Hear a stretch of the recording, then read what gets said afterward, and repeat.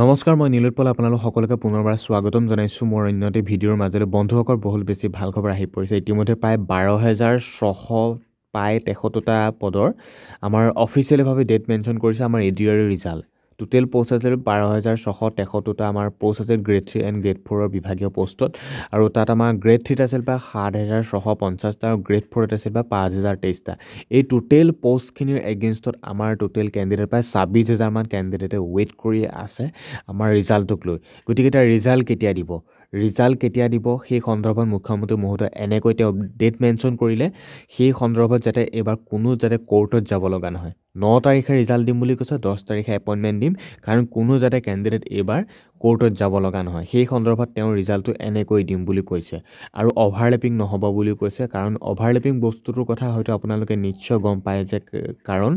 বস্তুটো এনেকুৱা যে এজন কেণ্ডিডেটে দুটা বা তিনিটা পোষ্টত সিলেকশ্যন পাব নোৱাৰে দুটা পোষ্টটো তেওঁ সিলেকশ্যন পাব নোৱাৰে তেওঁ কোৱালিফাই বা তেওঁ যিমানে যোগ্য নাথাকক কিয় এজন কেণ্ডিডেটে কেৱল এটা পোষ্টতে সিলেকশ্যন পাব যোনটো পোষ্টৰ ৰেংক বা দৰমহা আদি কৰি যোনটো পোষ্টৰ কোৱালিটি বেছি সেই পোষ্টতে তেওঁক সিলেকশ্যন কৰি দিব বাকী এতিয়া মুখ্যমন্ত্ৰী মহোদয়ৰ ৰিজাল্টৰ ডেট আৰু অভাৰলেপিঙৰ সন্দৰ্ভত কেনেকৈ কি ধৰণৰ কথাবোৰ ক'লে ভিডিঅ'টো চাওক শেষলৈকে মন কৰক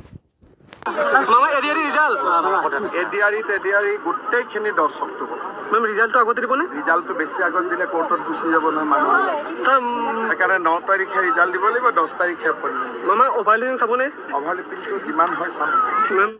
এতিয়া নিশ্চয় গম পালে যে আমাৰ অভাৰলেপিং নহয় 9 তাৰিখে ৰিজাল্ট দিয়া হ'ব 10 তাৰিখে এপইণ্টমেণ্ট দিব যাতে কোনো কেণ্ডিডেট এবাৰ কোৰ্টত যাব লগা নহয় বুলি মুখ্যমন্ত্ৰী মহোদয় তেওঁৰ মুখেৰে নিজেই কৈছে গতিকে আমি ৰিজাল্টটো পাম আমি 9 অক্টোবৰতে পাম 10 তাৰিখে আমি এপইণ্টমেণ্ট ল'বগৈ পাৰিম আৰু এপইণ্টমেণ্টৰ ক্ষেত্ৰত ইমান চিন্তিত কৰিবলগীয়া নহয় যে আমি 10 তাৰিখে এপইণ্টমেণ্ট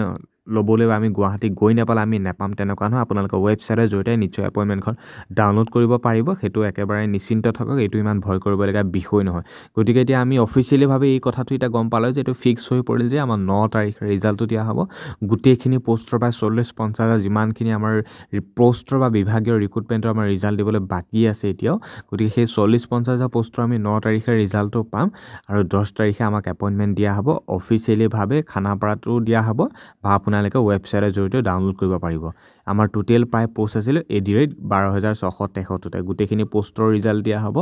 আমাৰ 9 তাৰিখে এপইণ্টমেণ্ট দিব 10 তাৰিখে আৰু পুলিচৰ বা অন্যান্য যিমানখিনি বিভাগীয় পোষ্টৰ ৰিজাল্ট দিব 9 তাৰিখে পাব গতিকে ভিডিঅ'টো খুব বেছি শ্বেয়াৰ কৰক এডিআৰ ৰিজাল্টৰ সন্দৰ্ভত মুখ্যমন্ত্ৰী মহোদয় ক'লে যে আমাৰ ডেট